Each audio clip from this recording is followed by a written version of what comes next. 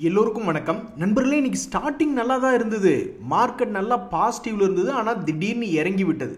அதுக்கு சில முக்கியமான காரணங்கள் இருக்கு. என்னென்ன காரணங்கள் அப்படின்றது ஒவ்வொன்றா பார்த்துட்டு வரலாம். ஸோ காலையில் 25,000க்கு மேலே, அதுவும் குறிப்பாக 25,200 பக்கத்துலலாம் இருந்தது. வடக்குப்பட்டி ராமசாமி, என் பணத்தை எடுத்து வைடா, இது கலெக்ஷன் டைம், நரி ஊளை விட்டு விட்டது அப்படின்னு நம்ம எல்லாரும் சந்தோஷமா இருந்தோம். 25,000க்கு மேலேயே ட்ரேட் ஆகிட்டு இருக்குன்னு. என்ன ஒரு காரணத்தினால மார்க்கெட் மேலிருந்து கீழே இறங்கி இருக்குன்னா, ரெண்டு முக்கியமான விஷயங்கள். அதுல ரெண்டாவது முக்கியமான விஷயங்களை அடுத்தடுத்த ஸ்லைட்ல பார்க்கலாம். இப்போ முதல் முக்கியமான விஷயம் என்ன அப்படின்னு பார்த்தீங்கன்னா,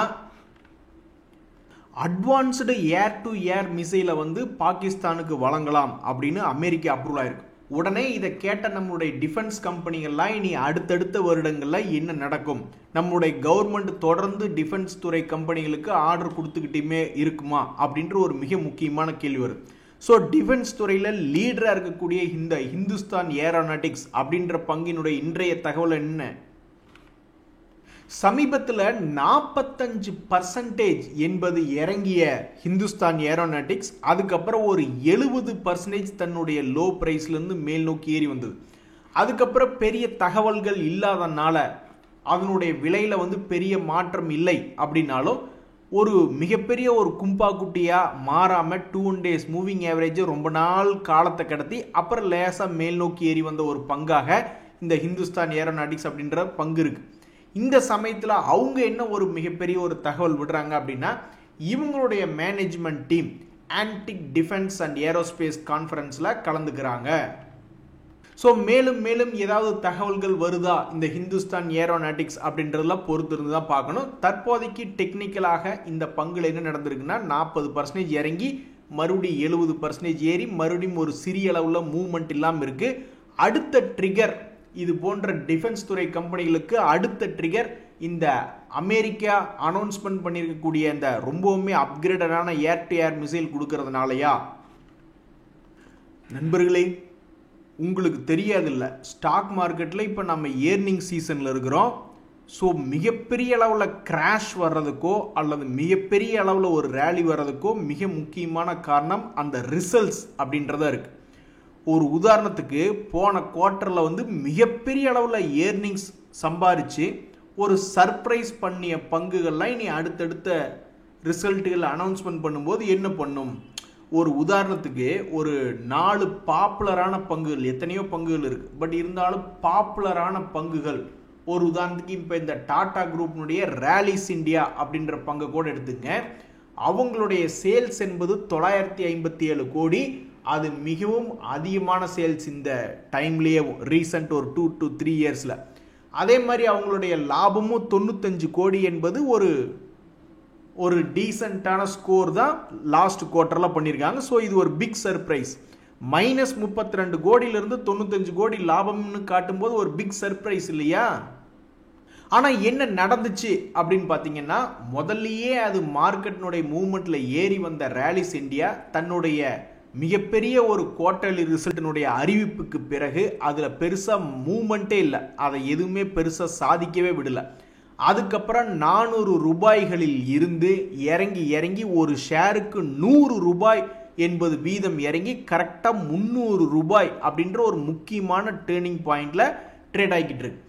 ஸோ அப்போ அடுத்து வரக்கூடிய இந்த கம்பெனி ரொம்பவுமே ஃபேமஸாக இருக்கக்கூடிய கம்பெனி, போனதில் எப்படி சர்ப்ரைஸ் பண்ணானோ அவன் ஏர்னிங் சர்ப்ரைஸ் பண்ணிட்டான், பட் மார்க்கெட் அவனோட மோசமாக சர்ப்ரைஸ் பண்ணிடுச்சு. பெருசாக அவனை ஏற விடல, இன்ஃபேக்ட் 100 ரூபாய் இறங்கி விட்டுருச்சு. ஸோ அப்போ இந்த குவார்ட்டர்லி ரிசல்ட்டில் மறுபடியும் இன்னொரு முறை மிகப்பெரிய ஒரு லாபம் என்பதை காமிச்சு ஏதாவது ஒரு சர்ப்ரைஸ் இந்த மார்க்கெட்டில் வருதா அப்படின்ற மாதிரி பல பேர் எக்ஸாம்பிள்ஸ் பார்த்துட்டு இருக்காங்க. இப்போ முதல் எக்ஸாம்பிள் பார்த்தோமா, இன்னொரு எக்ஸாம்பிள் இருக்கு. இந்த ஜிண்டால் ஸ்டீல் அப்படின்ற பங்கு, அவனுடைய சேல்ஸ் என்பது 12,294 கோடிங்கிறது ஸ்டாண்டர்டாக அவன் செய்யக்கூடியது தான். அதுக்கு முந்தின குவார்ட்டரில் 300 கோடி லாஸ் பண்ணவே இந்த குவார்ட்டரில் 1496 கோடின்னு கிட்டத்தட்ட 4th பெஸ்ட் அப்படின்ற மாதிரி ஒரு ரிசல்ட் கொடுத்துருந்தான். இதுக்கப்புறம் அந்த பங்கினுடைய விலை என்பது தாறுமாறாக மேல் நோக்கி ஏறிய வண்ணம் தான் இருந்ததுக்கு அந்த ரிசல்ட் வந்ததுக்கப்புறம். ஸோ இந்த ஜிண்டால் ஸ்டீலினுடைய ரிசல்ட் அறிவிப்புக்கு பிறகு அந்த பங்கு 2 days மூவிங் ஆவரேஜை உடைக்காம அதனுடைய ரிசல்ட் சீசனில் அவன் மேல் நோக்கி தான் ஏறி இருக்கா. அடுத்து பார்க்கக்கூடிய இந்த பிரஸ்டீஜ் எஸ்டேட் அப்படின்ற ஒரு எக்ஸாம்பிளில் பார்த்தீங்கன்னா இவனுடைய குவார்டர்லி ரிசல்ட்டுமே இதுக்கு முன்னாடியெல்லாம் 32 கோடி 43 கோடின்னு 2 குவார்டரில் பண்ணிக்கிட்டு இருந்தான். அதுக்கப்புறம் பார்த்தா 312 கோடி என்பது அவனுடைய ஓரளவுக்கு டாப் 5 டாப் 4 அப்படின்ற மாதிரி லிஸ்ட்டில் 312 கோடி ஒரு குவார்டரில் லாபம் அப்படின்றது ஓரளவுக்கு டீசெண்டான ரிசல்ட் தான். ஆனால் இந்த பிரஸ்டீஜ் எஸ்டேட்டுக்கு என்ன ஆச்சு? ஒரு 10 பைசாக்கு பிரயோஜனம் இல்லாதபடி மிகப்பெரிய ஒரு சர்ப்ரைஸ் ரிசல்ட்டில், ஆனால் கடந்த 3 மாதங்களாக அந்த ரிசல்ட்டுக்கு சம்பந்தமே இல்லாமல் ட்ரேட் ஆகிட்டு. அப்போ இந்த குவார்ட்டரில் இன்னும் சர்ப்ரைஸாக இதுக்கு முன்னாடி வந்த ரிசல்ட்டை விட ரொம்ப பெட்டரான ரிசல்ட் கொடுத்தா, அப்போ ஏற்கனவே ஒன்றும் பண்ணாமட்டு இருக்க, அப்போ இந்த குவார்ட்டர்லேயும் பர்ஃபார்மன்ஸ் ஜாஸ்தியாக காமிச்சா அப்போ மார்க்கெட்டில் என்ன நடக்குங்க பாருங்கள். எல்லாருமே ரொம்ப முக்கியமான 2 days மூவிங் ஆவரேஜ் கிட்ட இந்த மாதிரி ரிசல்ட் ஜாஸ்தியாக காமிச்ச பங்குகள் சுற்றிக்கிட்டு இருக்கு. ஸோ இவனுங்களுடைய சர்ப்ரைஸ் என்ன ஆக போகுது, மார்க்கெட்டில் என்ன ஆகும், மேலே ஏறுமா அல்லது கீழே இறங்குமான்னு யாருக்கும் தெரியாது. பட் வாட்ச் பண்ணி பார்க்குறதுக்கு ரொம்ப சர்ப்ரைசிங்கான பங்குகளாக இருக்குது. இதில் கடைசியாக இன்னொரு உதாரணம், அதுவும் டாடா குரூப் தான்.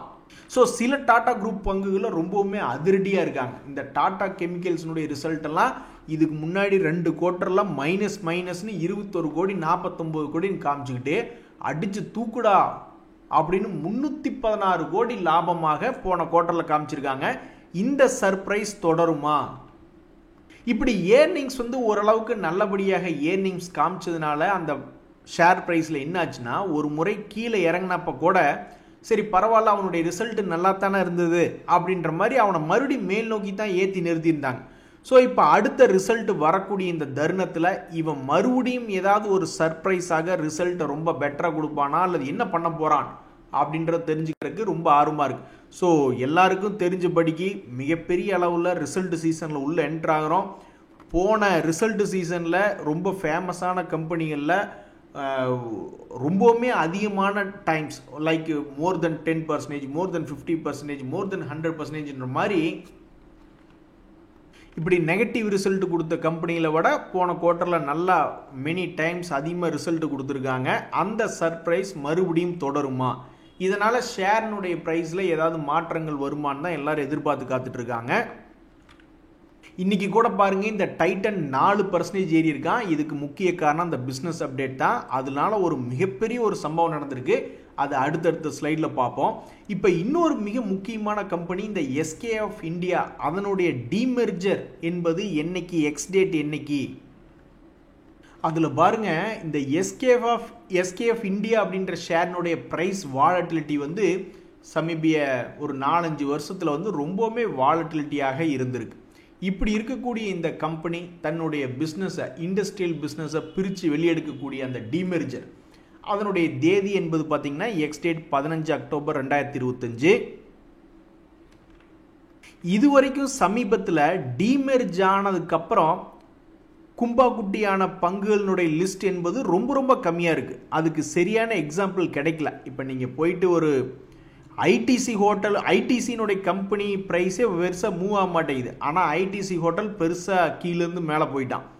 அதே மாதிரி ரிலையன்ஸு, ஜியோ ஃபைனான்ஸு, அதே மாதிரி சீமென்ஸ் எனர்ஜி, அவன் பாருங்க கீழே 2500 ரூபா இருந்தவன் ஒரு ஷேருக்கு 1000 ரூபாய் ஏறி 3600 போனான். அப்போ நம்மளுக்கு என்ன இப்போ தேவைப்படுது அப்படின்னா, ஒரு சில பேர் வாழ்க்கையை பற்றி பேசுவாங்க. அண்ணன் தம்பி 2 பேர் இருக்காங்கன்னா யாராவது ஒருத்தர் நல்லா சாதிச்சாரு அப்படின்னு பேசுறதுக்கு நிறைய எக்ஸாம்பிள்ஸ் இருக்கும். யாராவது ஒருத்தர் மோசமாக போயிட்டார் அப்படின்னு பேசுறதுக்கு ஒரு எக்ஸாம்பிள்ஸ் அப்படின்றது சமீபத்தில் டீமெர்ஜ் ஆனதுக்கப்புறம் எதுவும் பெருசாக கிடைக்க மாட்டேங்குது. மேபி இந்த ரேமண்ட் லைஃப் ஸ்டைல் அப்படின்றது பெரிய அளவில் 3000லிருந்து 1100 ஷேர் ப்ரைஸில் காட்டு. அப்போ இதுக்கு சப்போர்ட்டாக நிறைய கம்பெனிகள் பிரித்து விட்டதுக்கப்புறம் மேலே போயிருக்கானே, இவனுக்கு யாராவது சப்போர்ட் இனி எதிர்காலத்தில் வருமா என்னன்றது தெரியல. இந்த சமயத்தில் இன்னொரு மிக முக்கியமான தகவல், அதையுமே நம்ம இப்போ அடுத்த ஸ்லைடில் ரொம்ப முக்கியமாக பேசணும். ஏன்னா டாடா குரூப்பை பற்றி தான் வரக்கூடிய அக்டோபர் 14 நிறைய பேர் பேசிக்கிட்டு இருப்பாங்க. ஏன்னா டாடா கேபிட்டல் ஐபிஓனுடைய லிஸ்டிங் சமயத்துலையும், டாடா இன்வெஸ்ட்னுடைய ஸ்பிளிட்டும், டாடா மோட்டர்னுடைய டீமெர்ஜரும்,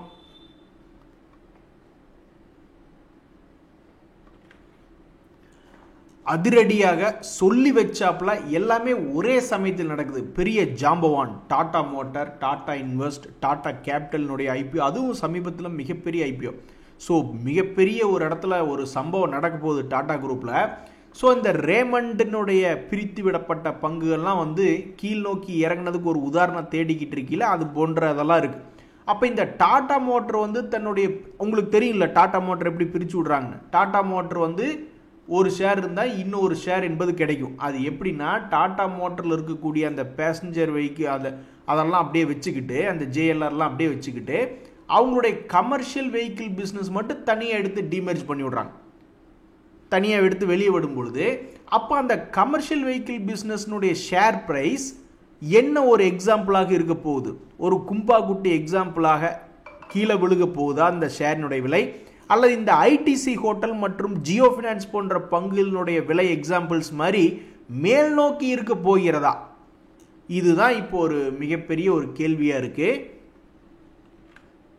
பொதுவாக பல ட்ரேடர்கள் என்ன யோசிக்கிறாங்க அப்படின்னா, பிரித்து விடப்பட்ட பங்குகளினுடைய எண்ணிக்கையை எடுத்து பார்க்கும் பொழுது, ஒரு உதாரணத்துக்கு இந்த ஐடிசி ஹோட்டல், ஜியோ ஃபினான்ஸ், அப்புறம் என்எம்டிசி ஸ்டீல், அப்புறம் பிரமல்லிருந்து பிரித்து விடப்பட்ட பிரமல் ஃபார்மா, அதே மாதிரி மதர்சன் சுமையிலிருந்து பிரித்து விடப்பட்ட அந்த ஒயரிங்கு, அது மாதிரி எண்ணிக்கைகளை பிரித்து விடப்பட்ட எண்ணிக்கையில் ரொம்ப முக்கியமான கம்பெனிகள், ஃபேமஸான கம்பெனிகள், அப்படி பிரித்து விடப்பட்ட எண்ணிக்கைகளை எடுத்து பார்க்கும் பொழுது நிறைய வந்து ப்ளஸ் சைடு தான் ஏறி இருக்கான், சிலது தான் வந்து கீழே இறங்கியிருக்கான். அப்போ இந்த டாடா மோட்டர்லேருந்து பிரித்து விடப்படுகின்ற அந்த கமர்ஷியல் வெஹிக்கிள் டாடா மோட்டர்னுடைய சிவி பிஸ்னஸ்னுடைய ஷேர் ப்ரைஸ் என்ன ஆகும் அப்படின்றது ரொம்பவுமே ஆர்வமாக இருக்குது. அது இன்னொரு மாதத்துக்குள்ளே தெரியுமா அப்படின்றதான் ரொம்ப சுவாரஸ்யமான கேள்வி. அதனுடைய எக்ஸ் டேட், டாடா மோட்டர் டிமர்ஜினுடைய எக்ஸ் டேட் என்பது 14 அக்டோபர். அதுக்கு அடுத்தடுத்த நாட்களில் எப்படி அந்த பிரித்து விடப்பட்ட அந்த சிவி பிஸ்னஸ் எப்படி போகுது அப்படின்றத தெரிஞ்சுக்கிறதுக்கு ரொம்ப ஆர்வமாக இருக்குது. நண்பர்களே, இந்த டாடா இன்வெஸ்ட்டில் வந்து இந்த நியூஸை வச்சுக்கிட்டு எப்படி ஒரு மேலே ஏறிச்சு பார்த்தீங்களா டாடா இன்வெஸ்ட்டு. அந்த செய்தியினுடைய எக்ஸ் டேட் எப்படின்னா அதுவும் 14 அக்டோபர். நண்பர்களே, இன்னும் சில மிக முக்கியமான தகவல்களை பற்றி நம்ம இப்போ பார்க்க போகிறோம்.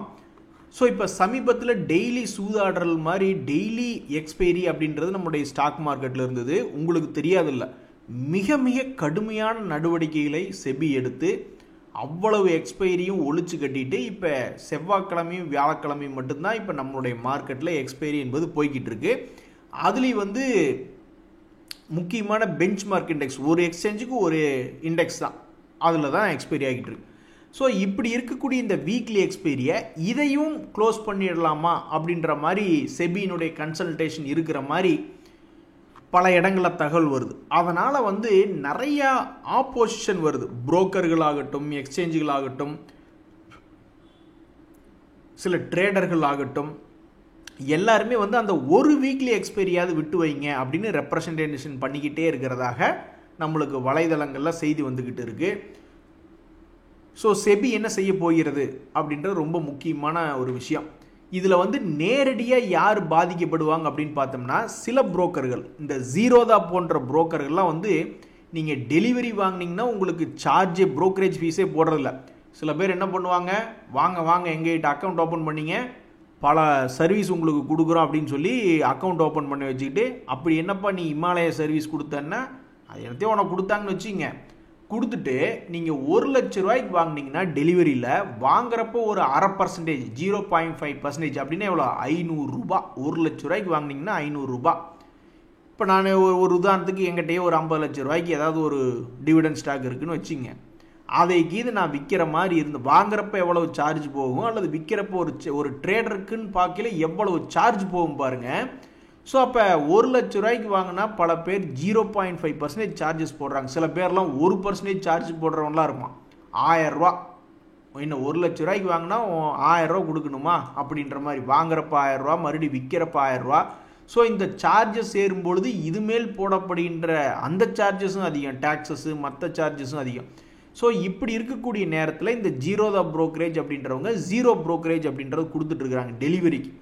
அப்போ அவங்களுடைய கையை பிடிச்சி உடச்சி விட்டுட்டா அப்புறம் அவன் என்ன பண்ணுவான், யாராவது பக்கத்தில் இருக்கிறவங்க கூப்பிட்டு வந்து அவன் எடுத்து ஊட்டி விட்றா சாப்பாடுன்ற மாதிரி இப்போ டெரிவேட்டிவ் இன்கம் பூராத்தையும் ஒழிச்சு கட்டிட்டு அப்புறம் அவன் பார்க்குற வரைக்கும் பார்த்துட்டு டெலிவரி எடுக்கிறவங்களுக்கு இன்வெஸ்டராக இருக்கிறவங்களுக்கும் போடுறா சார்ஜ் அப்படின்ற மாதிரி போட்டுவிட்ருவோம். இந்த மாதிரிலாம் பல பல பிரச்சனைகள் நடக்கலாம் நடக்காமலும் போகலாம். எது எப்படியோ இப்போ இந்த கடைசி ஒரு இதையாவது விட்டு வைங்களேன் அப்படின்ற மாதிரி பல பேர் ரெப்ரசன்ட் பண்ணிட்டு இருக்காங்க. பார்ப்போம் என்ன நடக்க போகுது அப்படின்றத பார்ப்போம். ஸோ ஷேர்களை பொறுத்த வரைக்கும் இந்த நியூஸ் வெளிவரும்போது அது என்னைக்கு வரும் என்ன அப்படின்றதெல்லாம் தெரியாது. பட் இந்த நியூஸ் வந்து நேரடியாக பாதிக்கப்படக்கூடிய பங்குகள் அப்படின்னு பார்க்கும்போது பிஎஸ்சி ஏதோ ஒரு காரணத்தினால ஒரு முக்கியமான நியூஸ் வரணுமே அப்படின்றதுனால 1.5 மாசமாக ஒரே இடத்துல உட்காந்துக்கிட்டு இருக்கான். இது போக இந்த ஏஞ்சல் ஒன் மற்றும் பல்வேறு புரோக்கர்கள் ஷேர் மார்க்கெட்டில் லிஸ்டாக இருக்கக்கூடிய புரோக்கர்களுடைய ஷேர் ப்ரைஸ் வந்து நேரடியாக பாதிக்கப்படும். ஸோ அந்த நியூஸ்னுடைய அவுட்கம் எப்போ வருது அப்படின்றத நம்ம வெயிட் பண்ணி பார்க்கணும். இந்த சமயத்தில் இருக்கிறதுலே பெரிய நியூஸ் என்ன அப்படின்னா யுனைடெட் கிங்டம்னுடைய பிரைம் மினிஸ்டர் கேர் ஸ்டார்மர். உங்களுக்கு தெரியாதில்ல, நம்ம ஒரு ஃப்ரீ ட்ரேட் அக்ரிமெண்ட் என்பது போட்டுட்டோம். அது அவங்களுடைய பார்லிமெண்ட்லேயும் கோத்ரூ ஆகணும். இந்த மாதிரியான நிறைய விஷயங்கள் இருக்கும் பொழுது இப்படி ஒரு சந்திப்பு, ஒரு மிகப்பெரிய உலகத்தில் மிகவும் மதிக்கப்படக்கூடிய ஒரு பிரைம் மினிஸ்டர் இந்தியாவுக்கு வர்றாரு அப்படின்றது ரொம்பவுமே நல்ல ஒரு சமாச்சாரம் தான். ஸோ இது அடுத்தடுத்து நம்ம நாட்டில் எப்படி எடுத்துகிட்டு போகிறாங்க அப்படின்றத பார்க்கணும். இந்த டைட்டன் ஷேர் ப்ரைஸ் பற்றி பேசும்போது ஒரு மிகப்பெரிய ஒரு சம்பவம் இருக்குது நடந்தது அப்படின்னு சொல்லிட்டு இருந்தோம் பார்த்தீங்களா. அது ஓப்பன் ஆன சமயத்திலிருந்து அப்படியே கேப் அப் ஆன அந்த 5-10 நிமிடங்கள்லேயே என்ன நடந்திருக்கு அப்படின்னு பார்த்தீங்கன்னா 600 கோடி மதிப்பு வந்து இந்த ஜூன்ஜூன்வாலா அவர்களுக்கு, ரேகா ஜூன்ஜூன்வாலா அவர்களுடைய வச்சுருக்காங்க. அவ்வளவு ஷேர் டைட்டன் ஷேர் வச்சுருக்காங்க. ஸோ அது ஒரு 5-10 நிமிஷத்துலேயே அவங்களுடைய பிஸ்னஸ் அப்டேட் கொடுத்து ஏறிய பிறகு 600 கோடிங்க. நம்மெல்லாம் பல பேர் பார்த்துக்கிட்டு இருப்போம். நம்ம போர்ட்ஃபோலியோவே என்ன சராசரியாக ஏவரேஜாக எடுத்து பார்க்கும்போது 50,000 ரூபாய்க்கோ 1 லட்சத்துக்கோ அல்லது 5 லட்சத்துக்கோ அல்லது ஒரு 50 லட்சத்துக்குள்ளே தான் வச்சுருப்போம். அப்படி இருக்கும்பொழுதே அதை பல பங்குகளாக பிரித்து 50,000த்துக்கும் 10,000த்துக்கும் வச்சுக்கிட்டு இருப்போம். அவனு என்னைக்காவது ஒரு நாள் 10% ஏறி நம்மளை ஒரு 1000 ரூபாயாவது ஏறி சந்தோஷப்படுத்தியிருக்கானுங்களா அப்படின்னு பார்த்தா அது ரொம்ப ரொம்ப ரேர். ஆனால் இந்த மிஸ்ஸஸ் ஜூன்ஜூன்வாலா அவர்களுக்கு வந்து ஒரே நாளில் ஒரே சில நிமிடங்களில் இந்த டைட்டன் பங்கு ஏறினதுனால 600 கோடி. இந்த நியூஸை படிக்கும்போது சந்தோஷமாக இருக்குது. நம்மளுக்கும் ஒரு காலத்தில் இந்த மாதிரி வச்சிருக்கக்கூடிய ஒரு போர்ட்ஃபோலியோ நல்லா மேல் நோக்கி வந்துச்சுன்னா ரொம்ப மகிழ்ச்சியாக இருக்குது. நண்பர்களே, ஐபிஓ சம்மந்தப்பட்ட அப்டேட்டுகள்லாம் முன்னணியில் இருக்கிறது இந்த டாடா கேபிட்டல் அப்படின்ற ஐபிஓ. மாப்பிள்ளை அவர் தான், ஆனால் அவர் போட்டிருக்கிற சட்டை என்னது?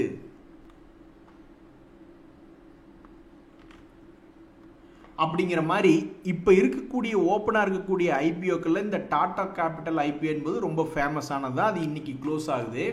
ஆனால் அதனுடைய கிரே மார்க்கெட் ப்ரீமியம் என்பது பார்க்கும்பொழுது வெறும் 2% தான் பிஎன்எல்ல வந்து, அதாவது 2% தான் மேபி வந்து லிஸ்ட் ஆகுமோ அப்படின்ற மாதிரி பல பேர் இந்த கிரே மார்க்கெட் ப்ரீமியத்தினுடைய எஸ்டிமேஷனை பார்த்துக்கிட்டு இருக்காங்க.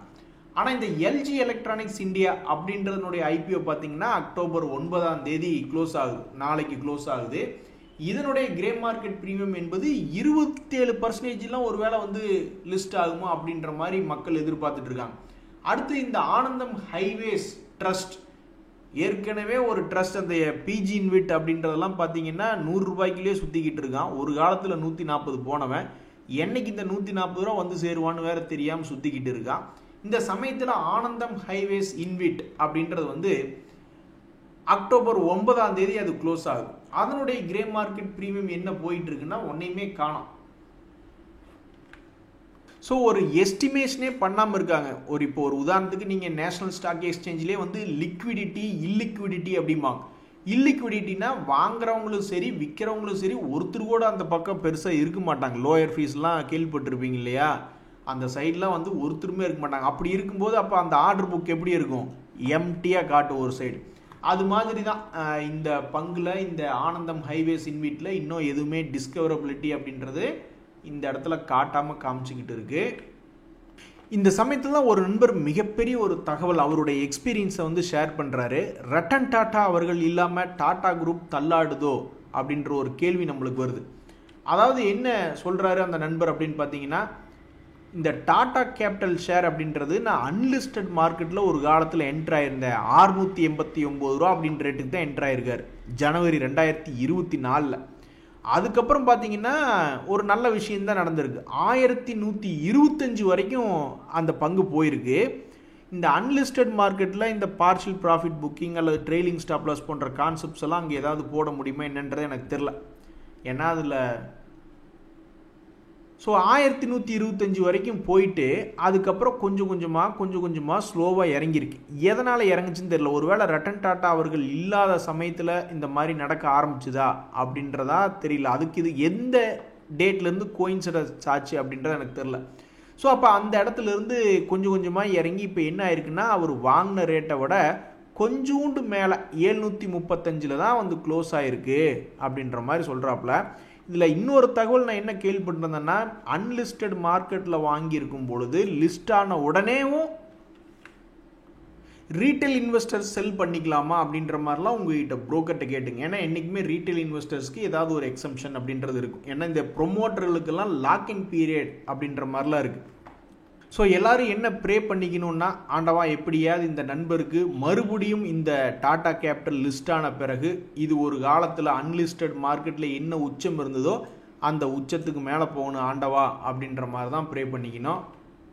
இங்கே பாருங்கள், ஒரு நண்பரோட எக்ஸ்பீரியன்ஸ் எப்படி இருக்குன்னா, இந்த ட்ரம்ப் இருக்கிறதுனால ஒரே பிரச்சனையாக இருக்குது. அதனால் என்னுடைய மொத்த போர்ட்ஃபோலியோ சைஸையே பல பங்குகளை விற்று விட்டு நான் குறைச்சிட்டேன். அதனால் இன்னைக்கு கொஞ்சம் நாளைக்கு ஐபிஓ மட்டும் பண்ணுறேன் அப்படின்ற மாதிரிலாம். ஸோ இப்போதைக்கு மார்க்கெட்டில் நிறைய பேட் நியூஸ் இருக்குது. இருந்தாலும் ஒரு குட் நியூஸை போய் தேடி எடுத்து இன்றைக்கி வச்சுருந்தேன். ஒரு நண்பர் கூட பதிவு போட்டிருந்தாப்புல, நல்ல விஷயம், எஃப்ஐஎஸ் வந்து நேற்று வாங்கியிருந்தாங்க அப்படின்ட்டு. எவ்வளவு கோடிக்குன்னா 1440 கோடிக்கு வாங்கியிருக்காங்க. பட் இருந்தாலும் இந்த மாதத்தில் இப்போவே இந்த மாதம் பிறந்து ஒரு 7-8 நாள் தான் ஆகுது. இப்போவே 2061 கோடி விற்று வச்சு நெகட்டிவில் தான் இருக்காங்க. அடுத்தடுத்த நாட்களில் இவங்க என்ன பண்ண போகிறாங்க அப்படின்றத பொறுத்து இருந்தால் பார்க்கணும். நன்றி, வணக்கம்.